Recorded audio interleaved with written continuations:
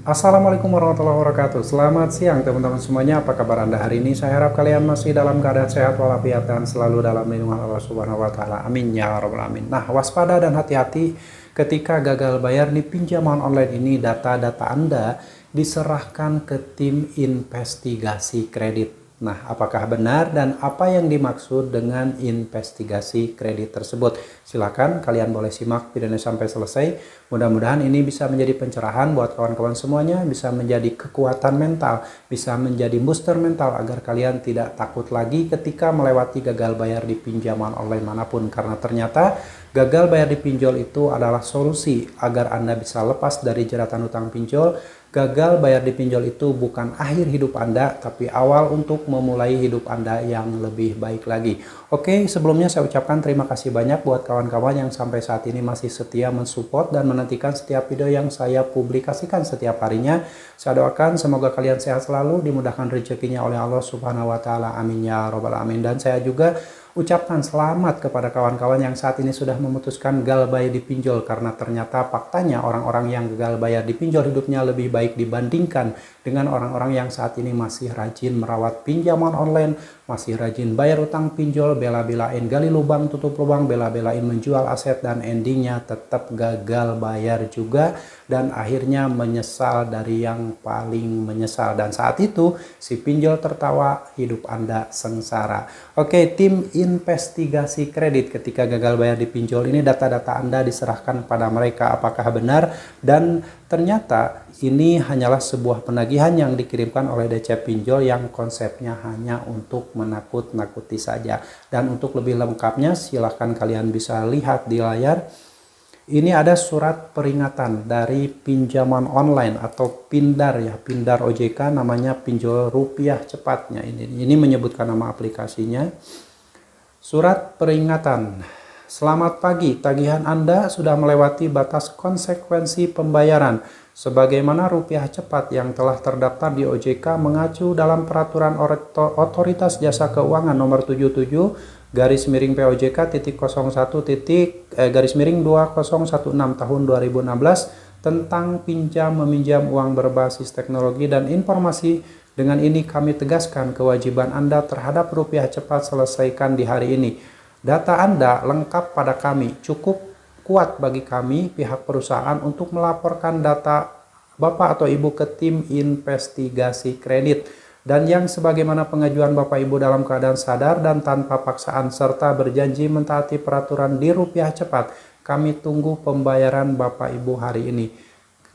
Di bawahnya ada tulisan rupiah cepat. Nah, ini kawan-kawan penagihan dari DC rupiah cepat atau pinjaman daring rupiah cepat yang sekarang sudah berganti nama dari pinjol menjadi Pindar, katanya untuk membedakan antara pinjaman resmi dan tidak resmi OJK. Itu kata OJK, tapi faktanya ya kita lihat nanti apakah setelah pinjol diganti Pindar akan lebih banyak lagi korban yang terjebak kebohongan-kebohongan iklan yang kita lihat di media sosial manapun. Yang kita tahu banyak sekali bertebaran iklan-iklan pinjaman online yang mana di situ banyak sekali kebohongan dan penipuan yang tujuannya untuk menjerat nasabahnya. Dan biar lebih jelas lagi sebagai orang yang awam ya, kita sebagai manusia yang awam, apa sih yang namanya tim investigasi kredit? Nah, kita lihat dan kalian boleh lihat juga di layar sebelah kanan saya. Tim investigasi kredit adalah lembaga keuangan yang melakukan investigasi terhadap calon peminjam untuk menilai kemampuan mereka dalam membayar kembali pinjaman. Investigasi kredit dilakukan ketika seseorang mengajukan pinjaman atau kartu kredit. Tujuannya adalah untuk memastikan bahwa calon peminjam layak untuk mendapatkan pinjaman. Dalam proses investigasi kredit, tim investigasi akan mengumpulkan dan memverifikasi dokumen peminjam termasuk aset dan properti material.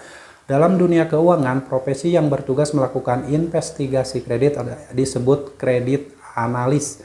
Tugas kredit analis diantaranya mengevaluasi aplikasi kredit, menganalisis profil kreditur, mengukur risiko kredit, menyusun laporan kredit, memantau kinerja kreditur. Nah, ternyata secara garis besar Tim investigasi kredit adalah dikategorikan sebagai kredit analis, di mana ketika nasabahnya mengajukan pinjaman itu harus dianalisa dulu apakah dia nanti akan mampu membayar utang tersebut ataukah justru akan gagal bayar, dan tim analis ini harus mengukur resiko kredit, menyusun laporan kredit, memantau kinerja kreditur. Nah inilah teman-teman. Cuman pada kenyataannya ketika ada nasabah yang meminjam uang di pinjol itu mungkin dilihat dan dicek oleh kredit analis, tetapi mereka itu tidak secara detail karena faktanya orang-orang yang sudah menggunakan pinjol atau punya utang di lebih dari satu aplikasi saja masih ditawari untuk berutang atau masih dicairkan lagi di pinjol yang lain. Dulu zaman saya itu ya sekitar tahun 2018, 2019 sampai 2024 itu banyak orang yang sudah punya utang di lebih dari 10 aplikasi pinjol tetapi masih ditawari oleh pinjol lain, dan ketika mengajukan di pinjol yang ke-11, pinjol yang ke-12 masih dicairkan. Itulah kecerobohan dari tim kredit analis atau tim investigasi kredit. Seharusnya kalau memang tujuan pinjaman online itu tidak menjebak nasabahnya, kenapa saat nasabah tersebut sudah punya utang banyak di pinjaman yang lain atau pinjol yang lain masih mencairkan dana? Ya seharusnya kalau memang mereka tidak mau ada potensi gagal bayar dan kredit macet, seharusnya ketika tahu nasabah tersebut sudah punya utang di banyak pinjol, jangan dicairkan lagi. Tapi faktanya saat itu walaupun sudah berutang di 20 pinjol, 25 pinjol, 30 pinjol, aplikasi pinjol yang ke-30 masih mencairkan dana. Bahkan banyak tawaran-tawaran sampah yang mengirimkan penawaran untuk meminjam uang, baik itu dari pinjol legal ataupun ilegal saat itu ya. Jadi ini hanyalah sebuah jebakan yang dilakukan oleh pinjaman online untuk menjerat nasabahnya. Berhati-hatilah kepada kawan-kawan semuanya yang saat ini mungkin ada yang sudah meminjam uang di beberapa aplikasi pinjol tapi masih bisa dicairkan oleh pinjol yang lain ya. Contohnya misalkan aturan OJK, satu nasabah hanya boleh meminjam di maksimal di 4 aplikasi pinjol, tapi faktanya setelah meminjam di aplikasi pinjol yang keempat, kelima, dan keenam masih dicairkan walaupun limitnya kecil, tapi itu fakta bahwa aturan OJK tersebut tidak ditaati oleh pinjaman online tersebut ya. Saya sudah survei beberapa orang yang sudah meminjam di lebih dari 4 aplikasi pinjol, aplikasi kelima, keenam, bahkan sampai aplikasi yang ke-10 masih dicairkan dana ya, walaupun limitnya ada yang Rp200.000, ada yang Rp500.000, ada yang Rp1.000.000. Nah itulah fakta, setiap aturan OJK yang dikeluarkan itu tidak semua ditaati oleh perusahaan pinjaman online yang sekarang berubah nama menjadi pinjaman daring. Tetap buat kawan-kawan semuanya di luar sana yang tidak tahu pinjaman online, berhati-hati. Kalau bisa, kalau memang kalian ingin meminjam uang, janganlah di pinjaman online, carilah pinjaman yang lain yang mungkin lebih bisa membuat kalian tidak stres, karena ternyata tingkat kesetresan orang meminjam uang di pinjol itu di atas 75%. Banyak orang yang stres ketika menghadapi penagihan-penagihan dari DC pinjol dan akhirnya karena tidak kuat mental sampai mengakhiri hidup ya. Hati-hatilah buat kawan-kawan yang saat ini belum pernah mengenal pinjol, melihat iklan-iklan di media sosial yang menawarkan pinjam 1 juta dikembalikan 1.050.000. Itu faktanya setelah dipinjam 1 juta rupiah tersebut yang dicairkan ke rekening Anda hanya 723.000, dan 14 hari kemudian setelah pencairan dana tersebut harus dikembalikan 1.140.000.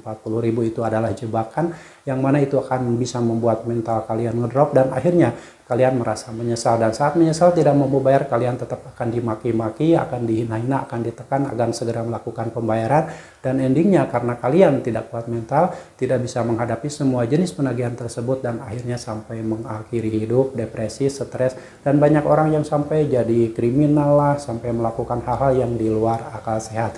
Itulah bahayanya pinjaman online. Oke ya teman-teman, semoga bermanfaat dan kalian tidak usah takut lagi dengan tim investigasi kredit, tim apapun yang dikirimkan oleh DC Pinjol. Itu hanyalah sebuah kata-kata yang dirangkai sedemikian rupa yang sudah dipersiapkan oleh DC Pinjol dan merupakan kalimat-kalimat template yang mana itu tujuannya untuk menakut-nakuti saja. Tidak usah panik lagi, tetap tenang, tidak mampu bayar, gagal bayarkan, dan terima segala resikonya. Yang jelas kalian kuatkan mental saja, karena ternyata gagal bayar di pinjol itu sangat mudah jika kalian bisa merubah mindset Anda agar bisa tetap menjadi tenang dan tetap berpikir dengan mudah. Oke ya teman-teman, mudah-mudahan ini bisa menjadi motivasi, dan buat kawan-kawan yang saat ini masih diliputi kepanikan, masih tidak bisa tenang lagi dengan penagihan-penagihan yang dikirimkan oleh DC Pinjol yang mana isinya menekan, mencaci maki, menghina, yang tidak menyebutkan nama aplikasinya ataupun menyebutkan nama aplikasinya, kalian tetap tenang saja. Yang gagal bayar di pinjol itu bukan hanya Anda, tapi ada jutaan orang. Jadi kalian tidak usah panik, kalian tidak sedih, tetap semangat, perjuangkan hidup Anda, cari rezeki yang lebih halal, cari rezeki yang lebih banyak, kerja keras, dan insya Allah kalian akan diberi jalan keluar oleh Allah Subhanahu wa Ta'ala, dan Allah akan memberikan solusi atas segala permasalahan yang sedang kalian hadapi saat ini. Yang pasti kalian harus tetap semangat, perjuangkan masa depan kalian, perjuangkan masa depan keluarga kalian, dan jangan pernah lagi memperjuangkan pinjaman online. Sampai jumpa lagi di video saya selanjutnya. Assalamualaikum warahmatullahi wabarakatuh.